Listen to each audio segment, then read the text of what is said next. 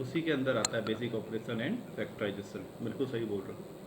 अच्छा एक सेकंड रुक जा, मैंने स्क्रीन रिकॉर्डिंग में डाल दिया, उसको आ जाने दे पहले एक सेकंड। हाँ चलो, हाँ तो क्लियर हो गया। सुबह 11 बजे 40 क्वेश्चन ग्रुप में आ जाएगा। 55 मिनट का पेपर है। 11:55 तक पेपर कंप्लीट करना है। आंसर की ग्रुप में सेंड करना है। तुम लोग जब भेजेगा उसके कुछ देर के बाद या बाय इवनिंग या होगा, अगर मैं फ्री हुआ तो मॉर्निंग में ही तुम लोग को चेक करके वापस कर दूंगा। ज़्यादा टाइम में लेता नहीं हूँ। एक बार बैठूंगा तो 10-15 मिनट 20 मिनट में हो जाता है। कहीं बिजी हो गया तो दूसरी बात है, विद द डे एंड मैं दे दूंगा। कोशिश करो कि संडे का इन्वॉल्वमेंट कहीं और मत रखो इस पर्टिकुलर स्लॉट में। उसके बाद क्या कर रहे हो मुझे उससे कोई लेना देना नहीं है, बट कोशिश करना है कि ये स्लॉट हम लोग उसमें ख़राब ना करें। और पेपर को बहुत सिंसियरली देना है, कोई उसमें चीटिंग फिटिंग वाला क्लॉज तो है नहीं, ठीक है। चलो अब पहले स्टार्ट करो। तुम लोग का पिछले क्लास में जो हम लोगों ने मैंने जो होमवर्क दिया था वहाँ से स्टार्ट करेंगे। हाँ डाउट वहाँ से स्टार्ट करो, ठीक है। 33 रुक जाओ, 29। चलो ठीक है, हम दो क्वेश्चन अभी सुन लिए, एक 33 और एक 29। चलो स्टार्ट करते हैं। पहले 29 ही बता देते हैं। अबे तुम लोग ऐसा करो, पहले अपना डाउट से लिखवा लो। 29, 33, 89, 19 और है कुछ? देखो मैंने डाउट्स पहले लिख दिया तुम लोग का। हाँ अब ऐसा मत करना भाई, 10 बच्चा बैठा है, दो दो क्वेश्चन सब पूछ लो, वैसे नहीं। 30, 31 अब और कुछ नहीं। और एक और अबे नहीं, तब रहने दो। तुम तो ऐसे ही फंसा दिया। देखो 9 क्वेश्चन तुम लोग ऐसे ही पूछ दिया, 18 तो मैंने करने ही दिया था तुम लोगों को।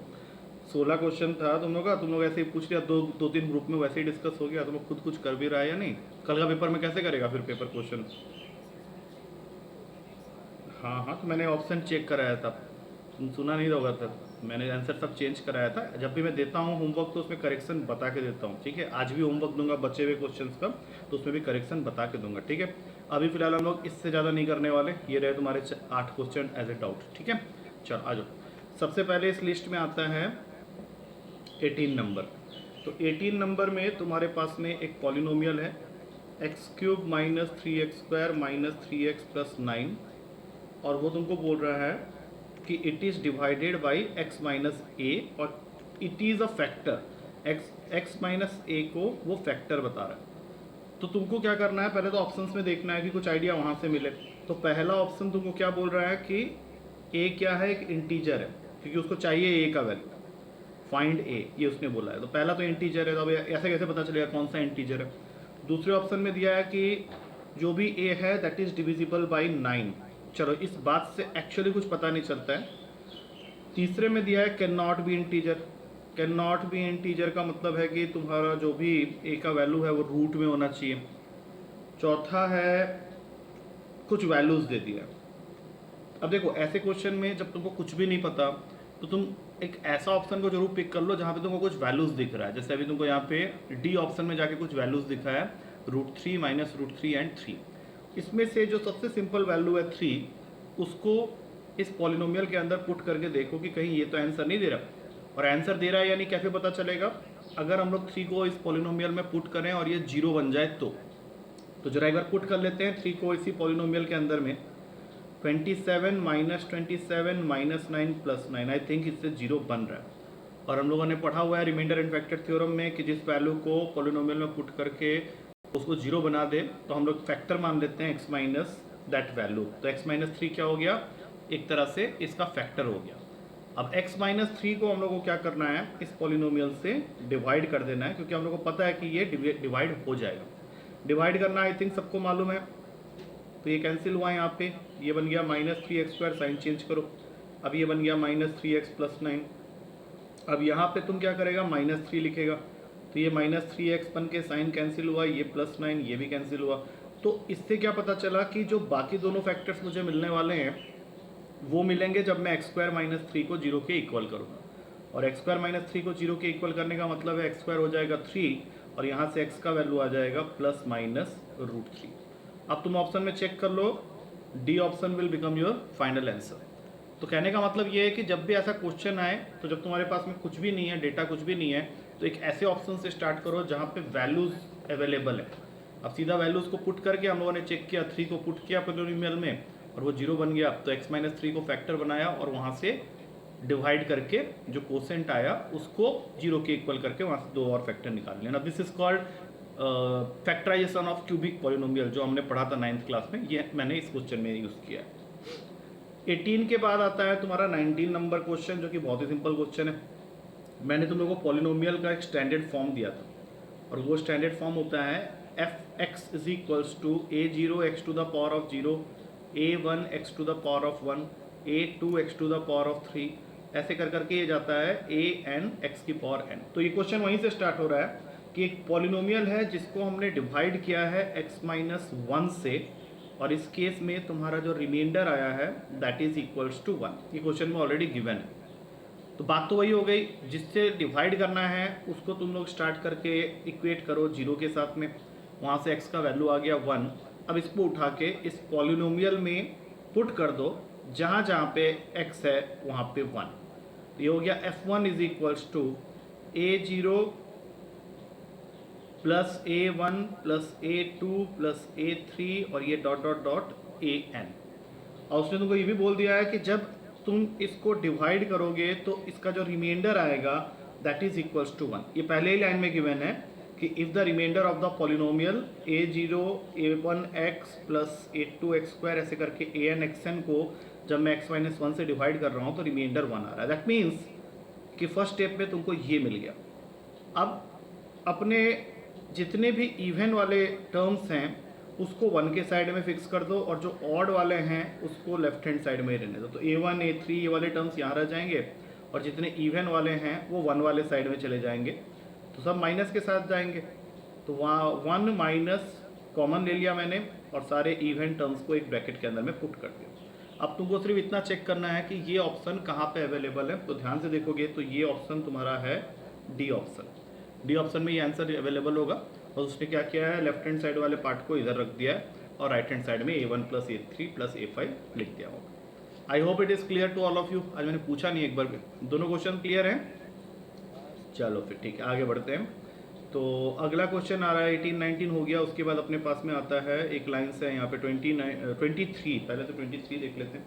अच्छा, 23 में वो जो साइन है क्वेश्चन में, वो साइन एक्चुअली था नहीं, क्वेश्चन ऐसे था P ऐसे स्टार Q, और उसका मतलब उसने क्या डिफाइन किया है 2P plus 2Q minus PQ।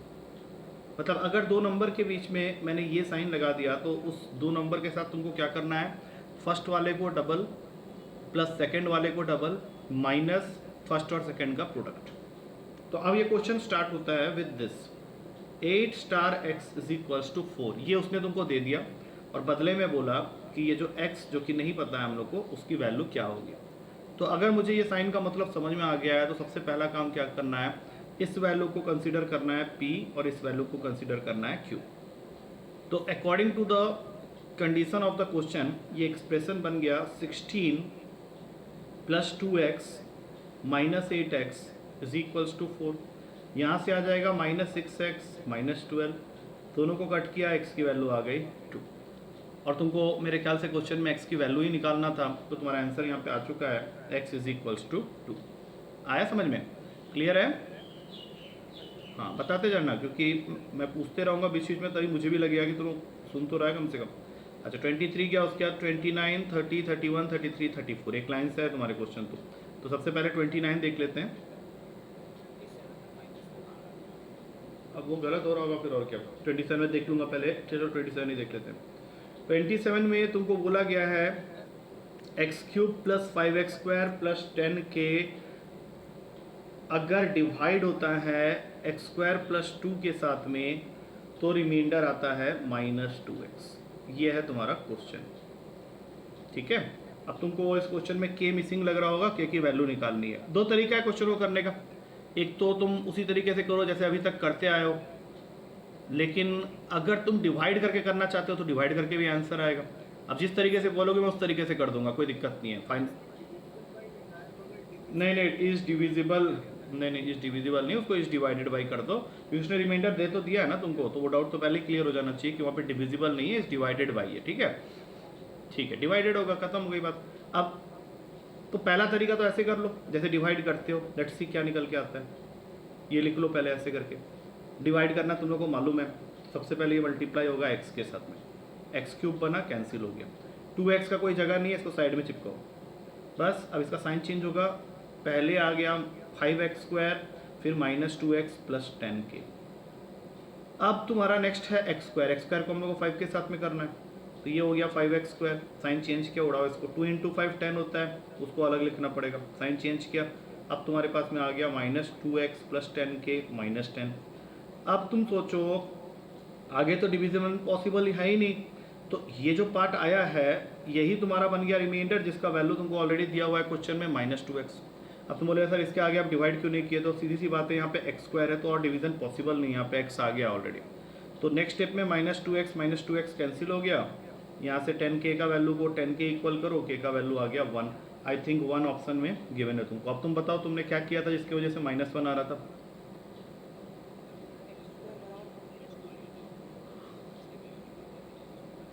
अच्छा एक सेकंड, ये जो कह रहा है हाँ x² + 2 को 0 के इक्वल करोगे तो x² की वैल्यू आ जाएगी -2, ठीक है। अब इसको पुट कहाँ करोगे ये बताओ, यहाँ तो पुट हो जाएगा ऊपर में, फिर x³ को क्या करने वाले हो ये बता दो खाली एक बार।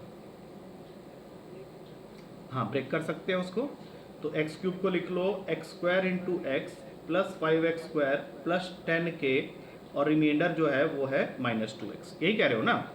अब यहाँ से स्टार्ट कर दो, देखते हैं इससे क्या आंसर निकल के आता है। तो x² की जगह -2 लिख दो, तो ये -2x और 5 × -2 + 10k = -2x। कोई पंगा ही नहीं है, -2x कैंसिल हो गया। अब 10k का इससे भी आंसर आ जा रहा है, 10k = 10, k का वैल्यू 1, इससे भी 1 ही आ रहा है, कोई दिक्कत नहीं है। आ गया होगा समझ में, कोई दिक्कत तो नहीं है, दोनों तरीके से बता दिया। चलो अब आओ सीधा 27 के बाद 29 में। 29 में तुमको ये पूरा का पूरा फॉर्मूला देख के आइडिया लग जाएगा कि कौन से फॉर्मूला को ये टारगेट कर रहा है। x + y + z = 2s दिया हुआ है, और तुमको फाइंड करना है क्वेश्चन में s - x का whole cube plus s - y का whole cube plus 3 × s - x × s - y × z। अब देखो इसमें दो टर्म ऑलरेडी क्यूब होके आ गया है, तो एक बार ऐसा करेंगे, फॉर्मूला लिख देंगे a³ + b³ + c³ - 3abc = 0 का। और इसको ध्यान से देखेंगे तो हम लोग को ये समझ में आएगा कि उसने क्या किया है, लेफ्ट हैंड साइड में सिर्फ 3 टर्म्स रखे हैं। मतलब इसी फॉर्मूला की अगर मैं बात करूं तो उसने क्या किया है, a³ + b³ - 3abc को यहाँ रखा है, तो उस हिसाब से -c³ उधर चला गया। अब यहाँ पे क्वेश्चन ये उठता है कि मेरा a क्या है, b क्या है और c क्या है, क्योंकि हम लोग को एक कंडीशन और यहाँ पे देखने को मिल रहा है x + y + z = 2s। तो अगर मैं कायदे से चलूँ हाँ नहीं पुट मत करो कुछ पुट, पहले वो लास्ट थिंग होता है, वो वैल्यू जो तुम पुट कर रहे हो लास्ट थिंग करेंगे। अभी पहले यहाँ पे देखो a जो है वो तुम्हारा है s - x, b जो है तुम्हारा वो है s - y। अब तुम ये सोचो कि ये दोनों टर्म तो मिल गए, बट c³ तो अपने पास है नहीं, लेकिन उसके बाद जो टर्म हमारे पास में अवेलेबल है वो है -3abc, जिसकी जगह में यहाँ पे लिखा हुआ है प्लस का 3s - x, s - y, s - z। तो इस हिसाब से तुमको क्या लगता है c का वैल्यू क्या होना चाहिए, z होना चाहिए या -z होना चाहिए, ये सोच के आंसर देना। -z होना चाहिए, c हाँ -z होना चाहिए, क्यों, क्योंकि यहाँ पे प्लस का साइन है ना, तो c क्या हो गया -z। अब मैं इसको यहाँ पे एज इट इज पुट कर देता हूँ, मतलब इस चीज़ को, ये जो फॉर्मूला मैंने यहाँ पे बनाया है इसमें पुट करके देखता हूँ, क्योंकि हम लोग को फाइनली जो करना है वो यही करना है कि इस वाले पार्ट का आंसर निकालना है कि ये जो इधर आया हुआ है वो है क्या। तो हम लोग यहाँ पे इसको पुट करते हैं, तो ये हो गया s - x का whole cube plus s - y का whole cube -3 × s - x × s - y × -z। और इसको जरा ध्यान से देखो, क्या ये पूरा का पूरा ये टर्म नहीं दे रहा तुमको, ये वाला टर्म, क्योंकि -3 × s - x × s - y × -z जब तुम करोगे तो ये पूरा का पूरा ये जो क्वेश्चन है ये तुमको मिल जाएगा वापस। तो उस हिसाब से जो -c³ बनेगा तो -z का होल क्यूब हो गया वो, और इसका आंसर क्या होगा, ये माइनस यहीं रहा, इसका माइनस रहेगा तो प्लस आ जाएगा, और z³ तुम्हारा आंसर हो गया, जो कि ए ऑप्शन में अवेलेबल है। इस क्वेश्चन को इस तरीके से पहले समझ लो। वैल्यू से तो हम लोग कर ही लेंगे, वैल्यू कुछ भी लेट कर सकते हैं, 1 2 3, उससे एस का एक वैल्यू आ जाएगा, तुम उसको एक्सप्रेशन में पुट भी कर देगा और फिर ऑप्शन में डाल के चेक भी कर लेगा। बट इसका जो क्रिटिकल मीनिंग जो बन रहा है वो इस तरीके से बन रहा है। अब बताओ इसमें कोई दिक्कत हो रहा है? मेथड जो है वैल्यू वाला वो तो देखो अपनी जगह है, उसमें कोई दिक्कत नहीं हो, तुम कर सकते हो, कोई दिक्कत नहीं उसमें। हाँ, ये समझ में आया? आ गया समझ में ना? हाँ, बस उसको भी ज़्यादा जान के रखेंगे। उसके बाद तुम्हारा 30 नंबर है, जो कि शायद मैं डिस्कस कर चुका हूँ पहले, क्योंकि फैक्टराइज ही तो करना है वहाँ पे। तो 29 गया, 30 31 33 जो था, हाँ मैंने पहले करवाया हुआ है, वो ध्यान लग रहा है मुझे क्वेश्चन को देख के। तो 30 नंबर क्वेश्चन क्या है? ऊपर में x के पावर में 8 प्लस 4 और नीचे में है x के पावर में 4 प्लस 2x स्क्वायर प्लस 2, यही है क्वेश्चन।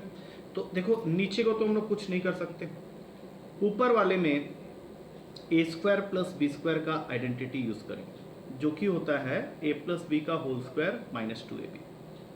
अब अगर मैं इस फॉर्मूले को इस तरीके से ब्रेक करूं तो ये बन जाएगा x की पावर 4 का होल स्क्वायर प्लस 2 का होल स्क्वायर। अब इसको फॉर्मूला में पुट कर दो तो x की पावर में 4 प्लस 2 का होल स्क्वायर माइनस 4x की पावर 4। अब ये बन गया x की पावर 4 प्लस 2 पूरे का whole square minus 2x square का होल स्क्वायर। अब इसके अंदर तुमको दिखना चाहिए a square minus b square की आइडेंटिटी, जिसके अकॉर्डिंग नेक्स्ट स्टेप में तुमको मिलेगा x की power 4 plus two x square और दूसरे में मिलेगा x की power 4 plus 2 minus 2x square. और इसके नीचे में क्वेश्चन में ऑलरेडी गिवन था x की power 4 plus 2x square plus 2। तो ये दोनों कैंसिल हो गए और जो दिख रहा है वो तुमको ऑप्शन बी में अवेलेबल हो जाएगा।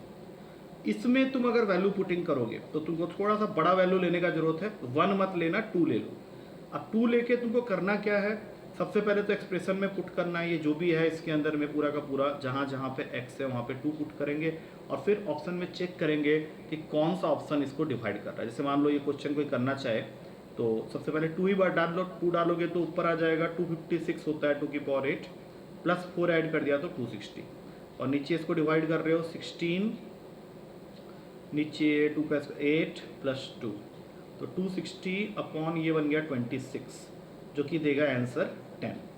अब तुमको ऑप्शन में ये चेक करना है कि किस ऑप्शन में x की जगह 2 डालने पे तुमको 10 मिल रहा है। अब इसमें हो सकता है तुमको 2 ऑप्शन मिल सकता है, एक बार चेक कर लेते हैं। 16 माइनस 8 प्लस 2, ये 10 दे रहा है, बी ऑप्शन 10 दे रहा है, बट एक बार उसमें ये करना पड़ेगा चेक कि बाकी तो नहीं दे रहे हैं, क्योंकि मुझे क्यों ऐसा लग रहा है कोई और नहीं। ठीक है चलो बी ऑप्शन, ये वैल्यू पुटिंग से इस तरीके से तुम कर सकते हैं, इसमें तुम्हारा एक ही ऑप्शन दे रहा है आंसर।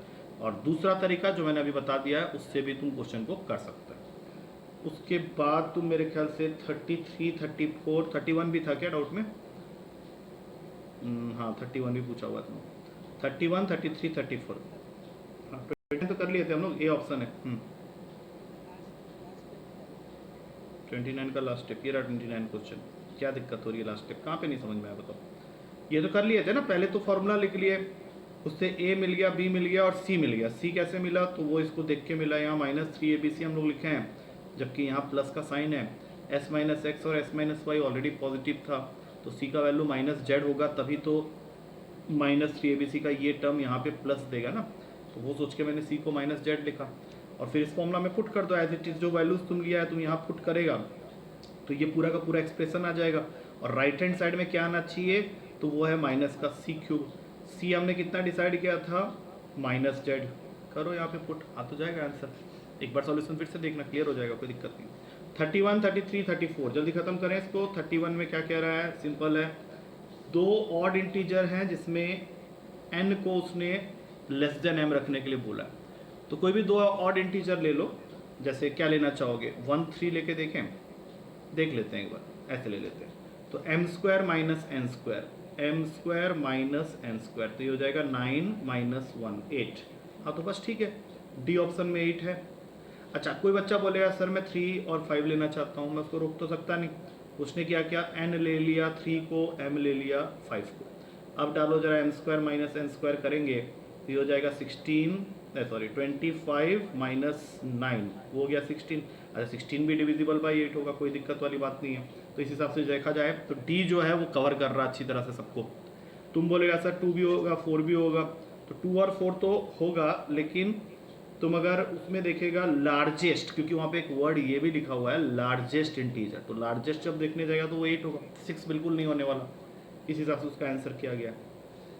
अच्छा 32 में मैंने चेंज कराया था, पहली बात तो 32 का क्वेश्चन चेंज कराया था मैंने तुम लोगों को। उसमें होना क्या चाहिए, x की power 4 plus x y cube plus x z cube plus x cube y plus y to the power of 4 plus y z cube. तुमको एक तरह से इसको फैक्टराइज करना है, तो फैक्टराइज करने के लिए करेक्शन यहाँ पे था, ये वाला टर्म जो है वाई की पावर 4 होना चाहिए, जो कि बुक में शायद वाई स्क्वायर था, तो ये मैंने करेक्शन करवा दिया था।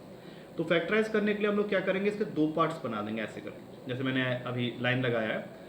तो पहले तीनों को अगर तुम ध्यान से देखो तो you will find x common, इन तीनों में x कॉमन है, तो ऐसा करो x कॉमन ले लो, तो यहाँ अंदर बचेगा x cube plus y cube plus z cube. और आखिरी तीन को अगर ध्यान से देखो तो उसमें दिख रहा होगा तुम लोगों को, कुछ दिखा, कुछ कॉमन दिखा तीनों में, y कॉमन हो गया। अब जैसे ही y कॉमन लोगे तो ये बन जाएगा x cube plus y cube plus z cube. अब दोनों को ध्यान से देखो तो उसमें तुमको कॉमन दिख रहा होगा साफ साफ x cube plus y cube plus z cube. और जैसे ही तुम इसको कॉमन निकालेगा तो अंदर बच जाएगा खाली एक्स प्लस वाई। अब क्वेश्चन को देखो, उसने क्या पूछा है, which are of the following, which one of the following होना चाहिए, which one of the following is a factor of this. तो ऑब्वियसली बात है सी ऑप्शन में तुमको ये आंसर अवेलेबल होगा। होने को एक्स प्लस वाई भी हो सकता था, बट उसने ऑप्शन में सी रखा है, x cube plus y cube plus z cube, तो सीधा उसको आंसर बना लेंगे। उसके बाद आता है तुम्हारा 33। 33 सिंपल क्वेश्चन है, वैल्यू पुटिंग से होगा। उसने तुमको इस पूरे वैल्यू का स्क्वायर रूट मांगा हुआ है, ये भी क्वेश्चन शायद मैंने क्लास में किया हुआ है। जिस वैल्यू का वो स्क्वायर रूट मांग रहा है उसमें तुमको सीधा क्या करना है, इतना बड़ा वैल्यू को तो तुम सॉल्व करने से रहा, तो तुम खाली उसमें x के जगह 1 पुट कर दो। उससे क्या होगा, पूरा क्वेश्चन जो है वो नंबर्स के फॉर्म में कन्वर्ट हो जाएगा। कैसे, जैसे अगर तुम x की जगह 1 रख दिया तो यहाँ से निकलेगा 16 minus 24 that is minus 8 plus 24 plus 17 minus 20 minus 3 plus 10 plus 7 minus 4 3 plus 1, तो टोटल वैल्यू हो गया 4 और 4 का अंडर रूट होता है 2। मतलब x के जगह 1 अगर तुम यहाँ पे पुट कर दिया तो पूरा वैल्यू जो है रिड्यूस हो गया नंबर 4 और उसका स्क्वायर रूट होता है 2। तो अब तुमको ऑप्शन में सिर्फ ये चेक करना है कि किस ऑप्शन में हम लोग x के जगह 1 पुट करें जिससे कि वो वैल्यू 2 बन जाए, तो वो तुम्हारा सिर्फ सी ऑप्शन कर रहा है, क्योंकि सी इकलौता ऑप्शन है जहाँ पे अगर तुम x के जगह 1 डाल देता है तो ये बन जाता है 4 माइनस 3 प्लस 2 माइनस 1, जो कि तुमको आंसर दे रहा है 6 माइनस 4 विच इज 2। बाकी कोई भी ऑप्शन तुमको 2 नहीं देगा, and that is the shortest possible way to do this type of question. नहीं बनेगा ना, तभी तो दिया उसने। फिर उसके बाद एक ही तोड़ बचता है उसके बाद कि तुम ऑप्शन को स्क्वायर करो, क्योंकि तुम फैक्टराइज कर नहीं पाएगा इसको। ऑप्शन को स्क्वायर करके चेक कर लो कि कौन सा वाला ऑप्शन को स्क्वायर करके खोलने पे ये मिलेगा, जो कि ऐसा आएगा नहीं क्वेश्चन, कभी टेंशन लेने की जरूरत नहीं है। अब आ जाओ सीधा 34 में। 34 नंबर क्वेश्चन, ये तो बहुत ही फ्रिक्वेंटली आस्ट मैंने किया हुआ है क्लास में। a to the power of x b के इक्वल है, b to the power of y c के इक्वल है, एक्स वाई जेड की वैल्यू 1 के इक्वल है और c की पावर z तुमको निकालना है। वैसे इसका ओरिजिनल क्वेश्चन ये भी होता है कि ax की पावर x अगर b है, b की पावर y अगर c है और c की पावर z अगर a है तो फाइंड एक्स वाई जेड। दोनों क्वेश्चन में साइड बाय साइड लिख दे रहा हूँ। इसको करना होता तो कैसे करते, और ये जो क्वेश्चन दिया हुआ है इसको करना है तो कैसे करेंगे, दोनों बताता हूँ। पहले ये वाला कर लेते हैं, ओरिजिनल क्वेश्चन एक्चुअली ये। तो क्या करना है, यहाँ पीछे से स्टार्ट करो। अभी c to the power of z अगर a है तो बताओ c की वैल्यू क्या होगी, यहाँ से बताओ, a की पावर 1/z। अब इस वैल्यू को ले जाके कहाँ पुट करना है, सेकेंड इक्वेशन में, जहाँ पे लिखा हुआ है b की power y equals to c। वहाँ पे जो भी तुमने c की वैल्यू अभी निकाली उसको पुट कर दो और यहाँ से बताओ b की वैल्यू क्या होगी। हाँ, a to the power of 1/yz। अब इस वैल्यू को उठा के तुमको कहाँ पुट करना है, फर्स्ट इक्वेशन में। और फर्स्ट इक्वेशन में क्या लिखा हुआ है, a की power x is equals to b, और अब हम लोग यहाँ पे क्या पुट करने वाले हैं, a to the power of 1/yz। तो अब यहाँ से अगर मुझे देखा जाए तो a और a कैंसिल हो सकता है, तो तुम्हारे पास में एक इक्वेशन आ गया x is equals to 1/yz और तुमको मेरे ख्याल से क्वेश्चन में पूछा हुआ है एक्स वाई जेड का प्रोडक्ट जो कि आएगा 1। तो क्वेश्चन में अगर ये क्वेश्चन होता तो 1। अब देखो उसने क्या किया, चला कि वो एज्यूम करके चल रहा है कि हो सकता है किसी बच्चे को ये आंसर ना पता हो, और उसने क्या किया, पहले ही एक्स वाई जेड की वैल्यू दे दी और तुमको पूछा सी की पावर जेड क्या होगा। तब हम लोग को क्या करना है, तब हम लोग क्वेश्चन को आधे से खींचेंगे। देखो कैसे, अब तुम्हारे पास में b to the power of y c है, तो यहाँ से स्टार्ट कर दो। यहाँ से b की वैल्यू निकलेगी C to the power of 1/y, और इस b को उठा के ये जो फर्स्ट इक्वेशन है उसके अंदर पुट कर दो। तो ये क्या बन जाएगा, a to the power of x is equals to b की जो भी वैल्यू है वो लिख दिया यहाँ पे। अब यहाँ से a का वैल्यू क्या हो, या सॉरी c का वैल्यू क्या हो जाएगा, देखो ध्यान से देखना। अगर हाँ c की वैल्यू हो जाएगी a के पावर में x y, x upon y या एक्स वाई, ये बताओ जरा, क्योंकि जब एक्स वाई हो जाएगा, ठीक है। अब तुम यहाँ पे सोचो कि जो दूसरा वाला वैल्यू तुमको फाइंड करने के लिए बोल रहा है वो तो तुमको सी की पावर जेड बोल रहा है, तो तुम यहाँ पे क्या करेगा, ए की पावर एक्स वाई के पावर में जेड लगा देगा, तो ये बन गया A to the power of X Y Z. अब ये तो ऑप्शन में है नहीं, और वो क्यों होगा, क्योंकि एक्स वाई जेड का तो वैल्यू पहले ही तुमको 1 दिया हुआ है, तो तुम इसको यहाँ पे जैसे ही पुट करेगा तो सी की पावर जेड हो गया ए। ये समझ में आया कुछ? ये सब क्वेश्चन तुमको ना एक बार करना पड़ेगा फिर से, जैसे मान लो पहली बार में डाउट आया था तो एक दो बार और ट्राई करते तो वहीं बन जाता। चलो मेरे से पूछ लिए तो अपने आप को प्रिपेयर रखना कि कल के पेपर में इसी का थोड़ा सा ट्विस्टेड फॉर्मेट वाला क्वेश्चन जरूर होगा। तो अपने आप को अगर एक क्वेश्चन समझते हो तो फिर उससे 3 क्वेश्चन खुद बनाने की वो बनाओ, ठीक है। अभी आधा घंटा तुम लोग डाउट में ही निकाला है। चलो अभी मैं तुम लोग को आज जो और काम करना है वो बता देता हूँ। इसके जो बचे हुए क्वेश्चन हैं 37 से लेके 50 तक कोशिश करना है कल पेपर में बैठने से पहले ना इसको जरूर फिनिश कर लेना। यहाँ पे भी कुछ करेक्शन विद समथिंग है तो ये बता देता हूँ मैं। यहाँ पे आंसर तो दूंगा ही दूंगा, उसके साथ में जो करेक्शन है वो भी बता देता हूँ। पहली बात तो 37 का आंसर हो गया ए, ये मैं ऑप्शंस पहले लिख देता हूँ फिर बताता हूँ करेक्शन जहाँ पे। इसको कर लेना आज के डेट पे।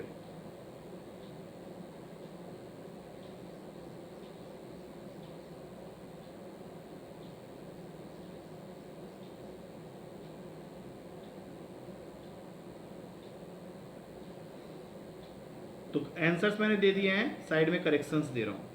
37 में करेक्शन है x की वैल्यू, वो तो शायद मैं नहीं भी बताता तो तुम लोगों को पता चल जाता। उसमें होना चाहिए as per y and z value जिस तरह से है उस तरह से x की वैल्यू हो जाएगी a minus b upon a plus b. Book में कुछ और लिखा हुआ है देख लेना।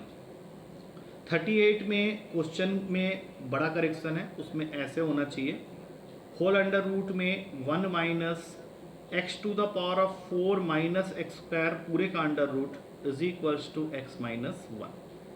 वहाँ पे रूट फुट ठीक से डला हुआ नहीं है, उसको चेक कर लेना। 40 नंबर क्वेश्चन में जो न्यूमरेटर है उसका सेकंड टर्म में होना चाहिए 1.730 पूरे का होल क्यूब, जो कि मेरे ख्याल से बुक में स्क्वायर लिखा हुआ है, तो उसको सेकंड टर्म को खाली चेंज कर लेना, बाकी क्वेश्चन सही है।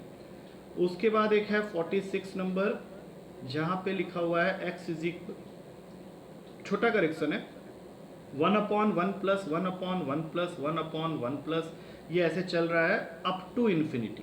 ये चीज़ नीचे होना चाहिए, उसने उसको ऊपर लिख दिया था, तो बस तुम लोग इसको नीचे कर देना कि ये जो टर्म चल रहा है that is up to infinity. बाकी तो ये तुम लोग को मिल ही गया है, तो ये तुम लोग को मिल जाएगा। अच्छा, और इसके साथ एक छोटा सा काम और कर लेना, क्योंकि यहाँ पे एक चैप्टर तुम लोग का बीच में शायद हम लोग नहीं कर पाए थे क्या, उसका ज़्यादातर क्वेश्चन जो है वो मैंने पेपर में डाल दिया था पिछले पेपर में। वो है तुम्हारा बीच में एक असाइनमेंट है रिमाइंडर कंसेप्ट, पेज नंबर 3 में चले जाओ। पेज नंबर 3 में यूनिट डिजिट कंसेप्ट के नीचे एक असाइनमेंट है जिसमें 29 क्वेश्चन है। मैं उसके भी आंसर्स प्लस उसमें छोटा छोटा करेक्शन सब है वो दे देता हूँ। ये शायद तुम लोगों ने किया है या नहीं मुझे याद नहीं, मेरे ख्याल से इसके क्वेश्चंस हम लोगों ने ना ऐसे पेपर कर लिया था। जो फर्स्ट पेपर मैंने लिया था तो मोस्टली क्वेश्चन मैंने इसी से डाला था, तो उसके आंसर्स एक बार शेयर कर देता हूँ। मोस्टली इसके बाद हमने सारे कर लिए हैं, एक बीच में छूटा हुआ है बट उसके भी बहुत सारे क्वेश्चन मैंने पेपर में डाल दिए थे। तो इसका ये थोड़ा सा इंपॉर्टेंट है इसलिए इसके आंसर्स ले लो। इसमें टोटल 29 क्वेश्चन हैं, उनके विथ करेक्शन आंसर दे देता हूँ।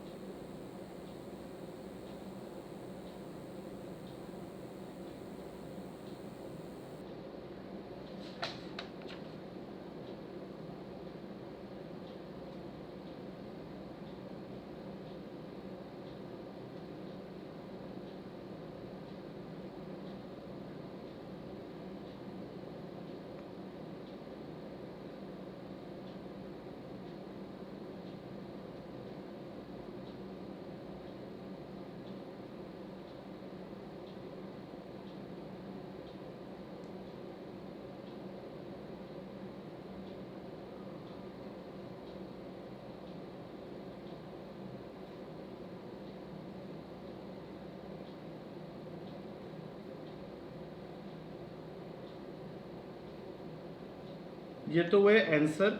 करेक्शन के नाम पे क्वेश्चन नंबर 3, क्वेश्चन नंबर 3 में करेक्शन है।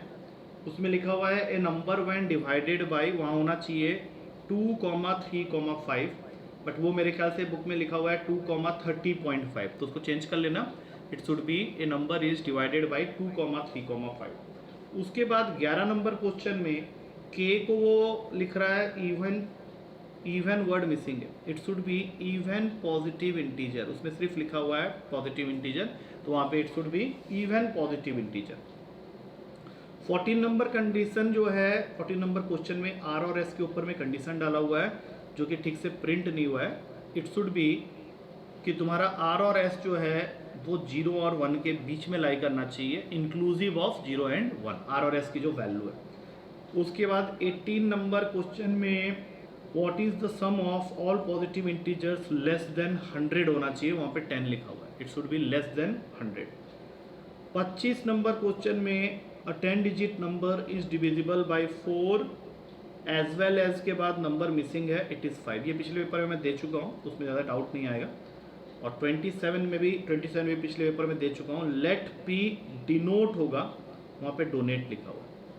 तो ये करेक्शंस हैं, बाकी हमने उसके मैक्सिमम क्वेश्चंस क्लास में कर लिए थे, तो ऐसा सच प्रॉब्लम नहीं होनी चाहिए। तो ये 29 जिसमें से मान लो 8 या 10 क्वेश्चन मैं पिछले पेपर में डाल चुका हूँ इसके अंदर, तो ये 18 हो गया। यहाँ पे तुम्हारे और 12 क्वेश्चन है, क्योंकि उसमें भी से 1-2 क्वेश्चन मैंने क्लास में करवाया हुआ है तुम लोग को।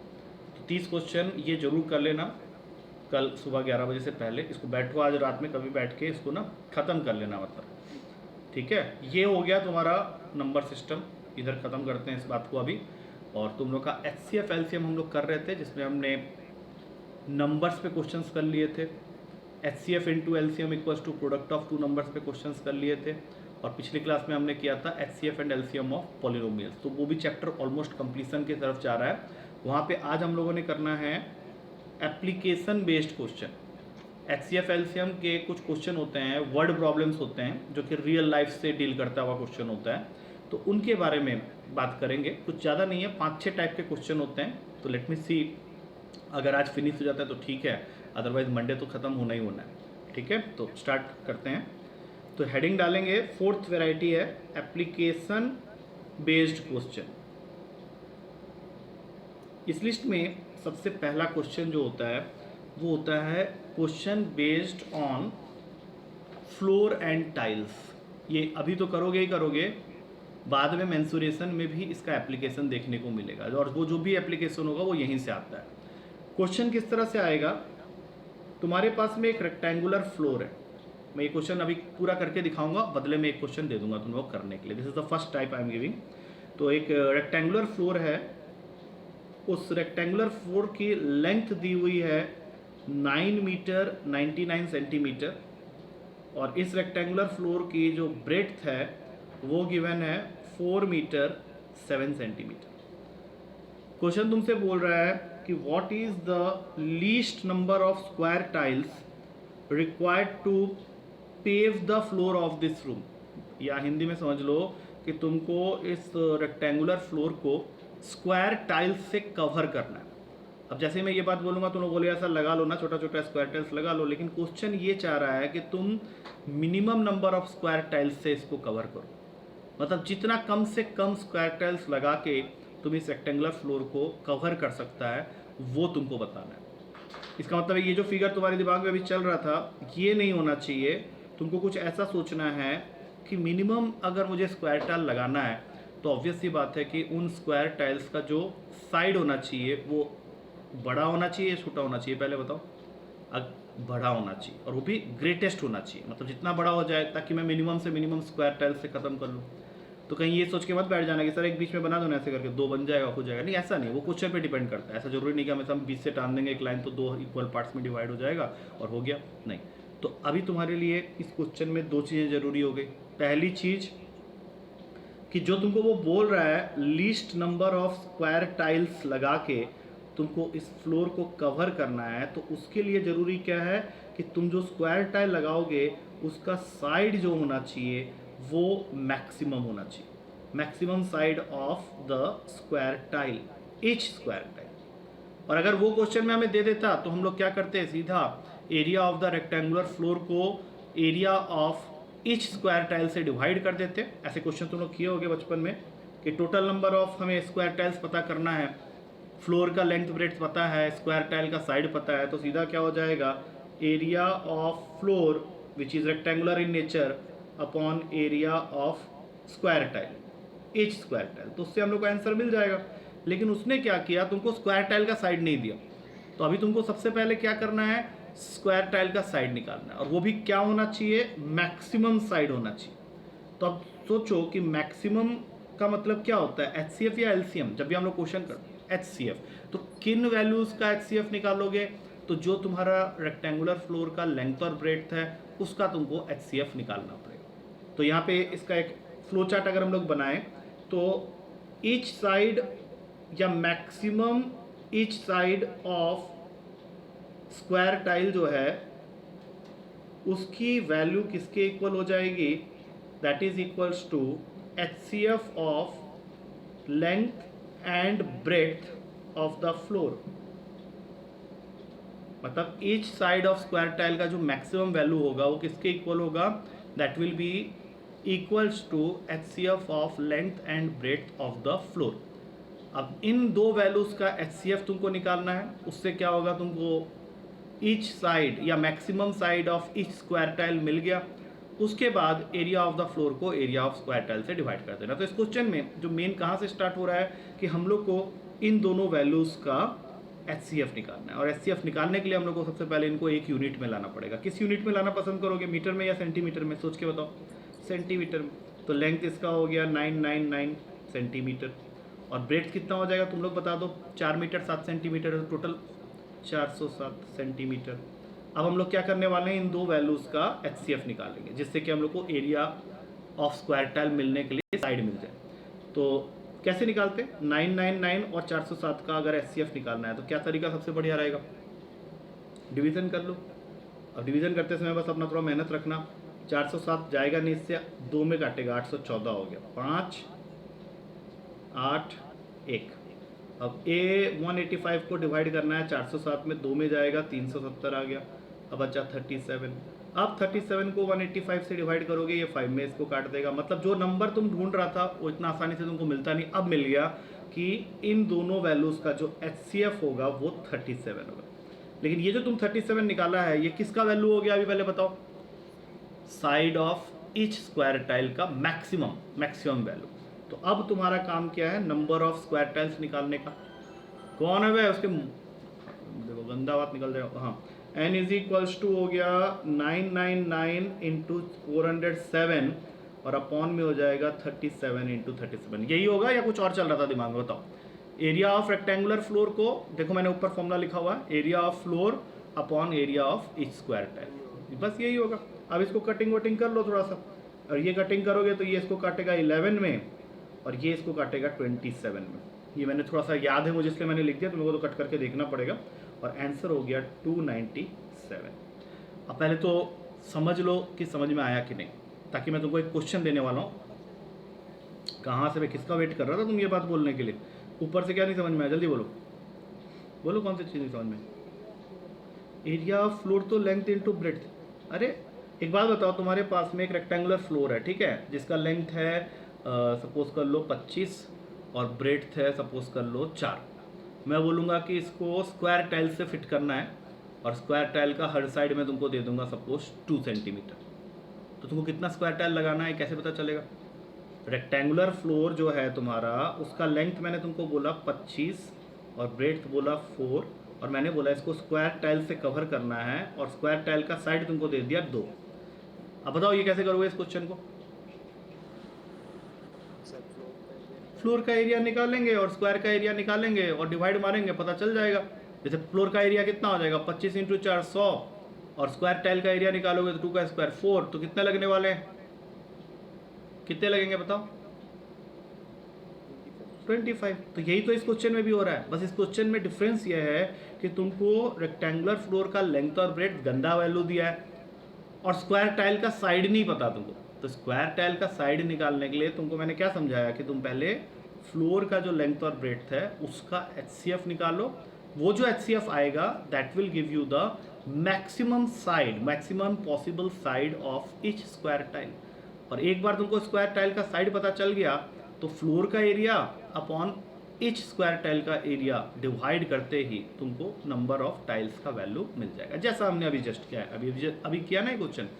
ठीक है ना, बस समझो उसको। अभी क्वेश्चन एक और तुम लोग को दे रहे हैं करने के लिए, उसको करके बताना। खाली वैल्यू चेंज हो रहा है, बस आंसर निकालने की कोशिश करना एज सुन एज पॉसिबल। इस बार तुम्हारा रेक्टेंगुलर फ्लोर जो है उसका लेंथ दिया है 15 मीटर 17 सेंटीमीटर, और जो ब्रेड्थ है उसका वैल्यू दिया हुआ है 9 मीटर 2 सेंटीमीटर। क्वेश्चन वही है, तुमको इसको स्क्वायर टाइल से कवर करना है, minimum number of square tile से। अब लग जाओ इस क्वेश्चन में और बताओ कितना आ रहा है।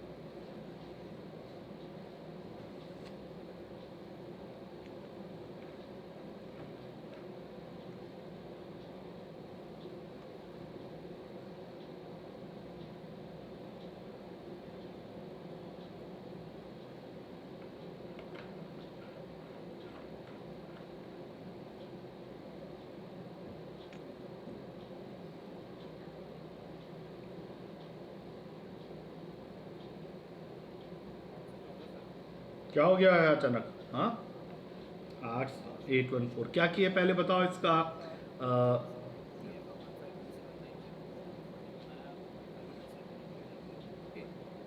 इसका HCF निकाल लिया इतना जल्दी 41? ठीक है, अगर निकाल लिया तो बहुत अच्छी बात है। बाकी देखो करना तो यही है, जो HCF तुम निकालोगे 41 सेंटीमीटर का, ये बन गया ईच साइड या maximum side of each square tile. और जैसे ही तुमको जो निकालना है टाइम लगेगा वो इसी में लगेगा, डिवाइड करोगे थोड़ा टाइम लगेगा, 41 आ गया। अब नंबर ऑफ स्क्वायर टाइल्स निकालने के लिए फ्लोर जो है उसका लेंथ को हम लोग सेंटीमीटर में अगर कन्वर्ट कर लें तो 1517 होगा, और ब्रेड्थ अगर कन्वर्ट होगा सेंटीमीटर में तो 902 होगा, और यहाँ पे area of each square tile मतलब 41 इंटू 41। इसको कटिंग फुटिंग करो, ये सब तुम्हारा कट कुट के आंसर देगा। कितना बताया तुम? 814। अब देखो ये क्वेश्चन एक का एक वैरायटी मैंने तुमको दिया है, जरूरी नहीं यही आएगा, हो सकता है ये भी आ सकता है, वैल्यू चेंज कर देगा थोड़ा सा और तुमको दे देगा क्वेश्चन। क्वेश्चन के अंदर सारी चीज़ें होंगी ये। अब चलेंगे सेकंड वैरायटी क्या हो सकता है, ये समझ में आ गया? अभी सबको देख लो, 2 क्वेश्चन हो गए, एक मैंने बताया, एक क्लियर है। चलो अब चलते हैं सेकंड टाइप ऑफ क्वेश्चन, इसमें और क्या बन सकता है।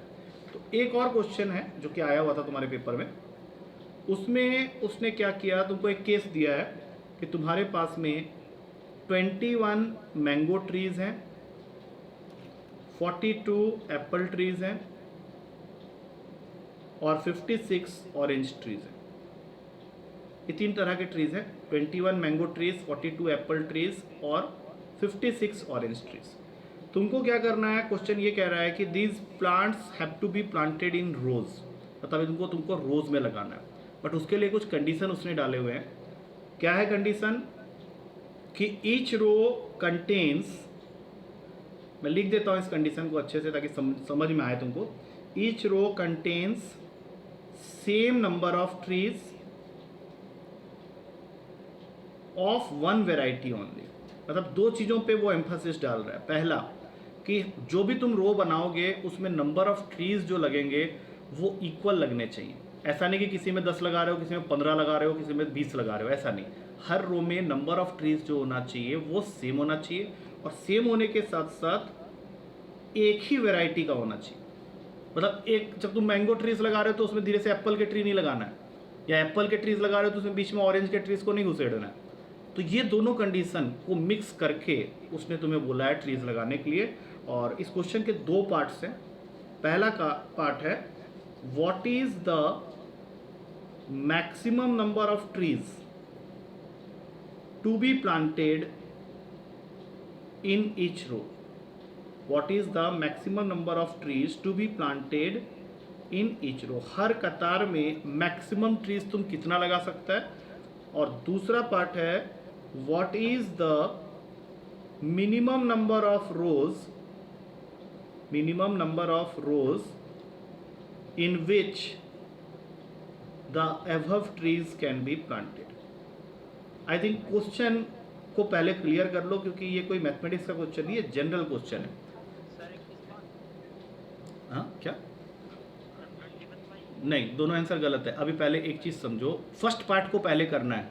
हाँ, फर्स्ट पार्ट को पहले करना है और उसके लिए तुमको ये चीज़ ढूंढना पड़ेगा कि जैसे उसने बोला maximum number of trees to be planted in each row, तो तुमको इन 3 वैल्यूज़ का HCF निकालना पड़ेगा, क्योंकि पहले तुमको वो नंबर ढूंढना है जो कि इन तीनों नंबर को डिवाइड कर दे और वो भी मैक्सिमम होना चाहिए। तो ऑब्वियस सी बात है, वो नंबर क्या होगा सोचो, 7। अब 7 के बाद आंसर तक कैसे पहुंचेंगे, ये तो 7 हमने निकाल लिया क्योंकि वैल्यू बहुत सिंपल सा था।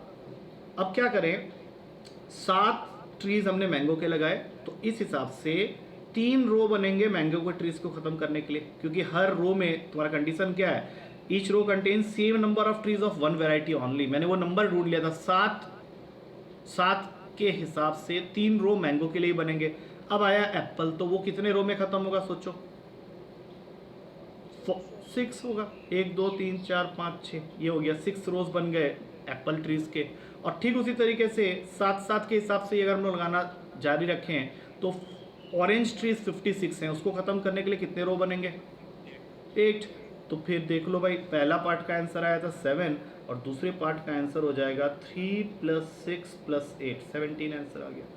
अब अगर ये क्वेश्चन देता है पेपर में और वैल्यूज़ को चेंज कर देता है, मान लो 21 की जगह कोई और वैल्यू कर देता है, 42 56 को भी अलग कर देता है, लेकिन क्वेश्चन यही रखता है, तो तुमको क्या समझना है कि maximum number of trees to be planted in each row, अगर वो बोल रहा है विद द कंडीशन कि हर रो में सेम नंबर ऑफ ट्रीज होना चाहिए और एक ही वैरायटी का होना चाहिए, तो सीधा सीधा क्या करना है, उन तीनों वैल्यूज़ का HCF निकालो। HCF निकालोगे तो तुमको पता चल जाएगा कि हर रो में तुमको मैक्सिमम ट्रीज ऑफ 1 वैरायटी कितना लगाना है अलाउड। और एक बार वो पता चल गया तो फिर डिवाइड कर करके हम लोग ये भी जान लेंगे कि कितने रो लगेंगे और ऐड कर देंगे बाद में रोज को। क्लियर है ये क्वेश्चन? हाँ चलो, अब अगला इंपॉर्टेंट है, वो होता है घंटों वाला क्वेश्चन, क्योंकि इसके अंदर में 2 वैरायटी बनती है। बेल्स के क्वेश्चन, घंटा मतलब बेल्स। वो तुमको क्या करेगा, क्वेश्चन के स्टार्टिंग में बोलेगा कि तुम्हारे पास में 3 बेल है, 4 बेल है या फिर 5 बेल है, ठीक है। और वो बता देगा पहले ही कि हर बेल जो बजता है कितने सेकेंड्स में एक बार बजता है। जैसे ये क्वेश्चन है, नेक्स्ट क्वेश्चन, उस क्वेश्चन में टोटल है 5 बेल्स। पहला बेल है जो कि हर 2 सेकेंड में एक बार बजता है, दूसरा बेल जो है वो हर 4 सेकेंड में एक बार बजता है, तीसरा बेल जो है वो हर 6 सेकेंड में एक बार बजता है, चौथा बेल जो है वो हर 8 सेकेंड में एक बार बजता है, और पांचवा बेल जो है वो हर 10 सेकेंड में एक बार बजता है।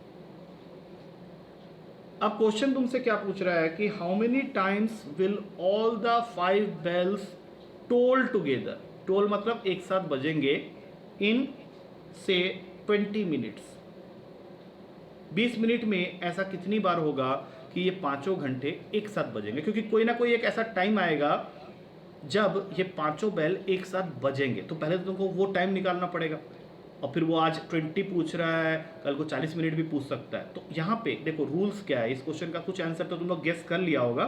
तुम बोलेगा सर इन वैल्यूज़ का हम लोग को एलसीएम निकालना है। कितना लोग एग्री करता है इस बात को कि इस वैल्यूज़ का एलसीएम निकालना है? How many of you agree with that? मेरे ख्याल से सब लोग जान गए हैं कि एचसीएफ निकालने से तो बात बनेगा नहीं, एलसीएम निकालना है। एलसीएम तुमने निकाला तो पहला स्टेप में एलसीएम निकालने का जो मेथड है वो तुम जिस मेथड से भी निकालो आएगा 120 सेकेंड। अब ये जो 120 सेकेंड आया तो ये इक्विवेलेंट होता है 2 मिनट के, मतलब हर 2 मिनट में एक बार ऐसा होगा कि 5 बेल एक साथ बजेंगे ही बजेंगे। तो तुम नेक्स्ट स्टेप में ही क्या करेगा, जल्दबाजी में लिखेगा कि 20 मिनट्स में ये 5 बेल 10 बार एक बार बजे, यही बोलने वाले थे ना?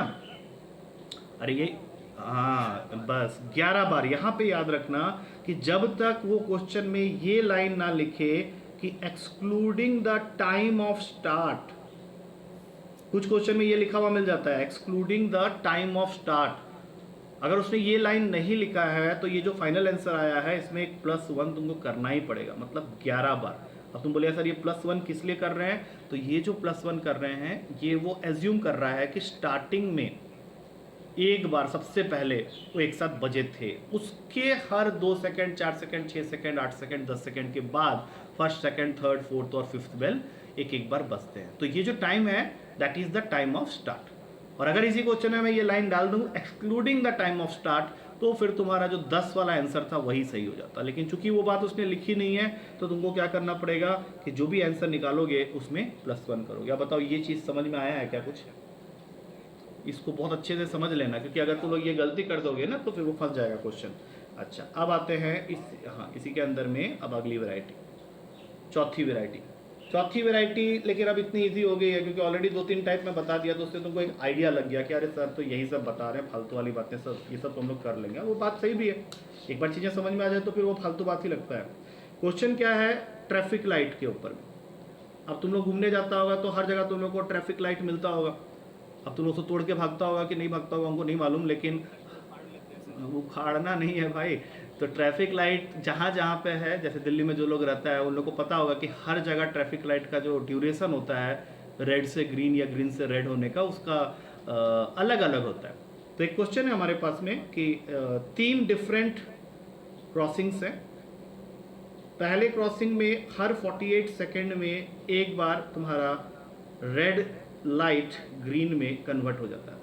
दूसरी जगह यही रेड टू ग्रीन होने के लिए 72 सेकेंड लगता है, और तीसरी जगह यही रेड टू ग्रीन होने में 108 सेकेंड लगता है। अब क्वेश्चन ये तुमसे पूछ रहा है कि सपोज कर लो 8:20 और 0 सेकेंड में पहली बार ऐसा हुआ कि तीनों रेड लाइट एक साथ ग्रीन हो गए, तीनों रेड लाइट एक साथ ग्रीन हो गए 8:20 में। तो वो अगला टाइम कब होगा जब तीनों लाइट एक साथ फिर से रेड से ग्रीन हो जाएंगे, ये तुमको बताना है। अब ये तुम लोग कर लेगा आराम से या दिक्कत होगा, पहले बताओ। हाँ बस एलसीएम स्टार्ट हो जाओ और मुझे बताओ। बिल्कुल गलत, चलो जल्दी करो। तुमको एलसीएम निकालना है, तुम एचसीएफ निकाल के बैठ गया। एलसीएम तुमको निकालना पड़ेगा ना, करो।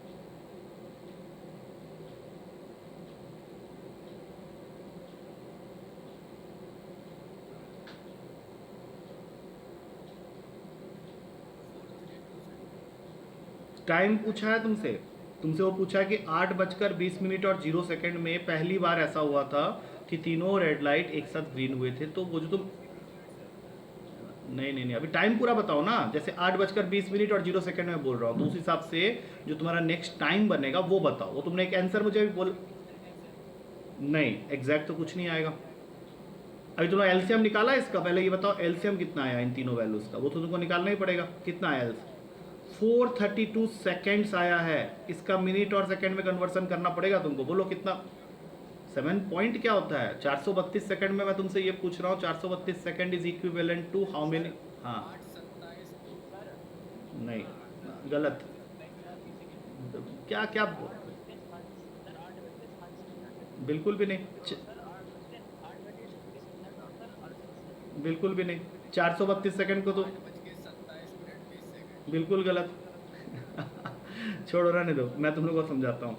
60 सेकंड का 1 मिनट होता है ना बच्चे, तो 432 सेकंड का मतलब होता है 7 मिनट और 12 सेकंड। ये कहाँ का कैलकुलेशन तो नहीं कर पा रहा, ये तो फालतू वाला कर रहा है, कुछ 20-20 किया जा रहा है। आंसर आ भी जाएगा तब भी गलत करके बैठेगा। 432 सेकंड मतलब 7 मिनट, 7 मिनट मतलब 420 सेकंड हुआ, 12 सेकंड बच गया तो अलग कर लो उसको। तो 7 मिनट 12 सेकंड के बाद, 8:20 के 7 मिनट और 12 सेकंड के बाद फिर वो मौका आएगा जब तीनों रेड लाइट एक साथ ग्रीन होगा। तो तुम्हारा आंसर होता है इस क्वेश्चन का 8:27 और 12 second. This will be given in one of the option. ये क्लियर हुआ या नहीं पहले बताओ? चलो बिल्कुल सही है। चलो अब ये क्वेश्चन ऑलमोस्ट डन है, ये टॉपिक भी ऑलमोस्ट डन है। अब तुम लोग इसके ऊपर और मत घुसना, आज ये तो हो गया तुम लोग का। कल के लिए प्रिपेयर करो, ठीक है? 11 बजे मॉर्निंग में पेपर आ जाएगा तुम्हारा ग्रुप में, पहले ही आ जाएगा, 10:55 में आ जाएगा। ट्राई टू गिव, सब लोग एक टाइम में ही देने की कोशिश करो। अब जिसका कोई जेन्युइन प्रॉब्लम है तो दूसरा बात है, ठीक है? चलो take care, good night. Tile वाला क्या? बोलो बोलो, टाइल वाला क्या?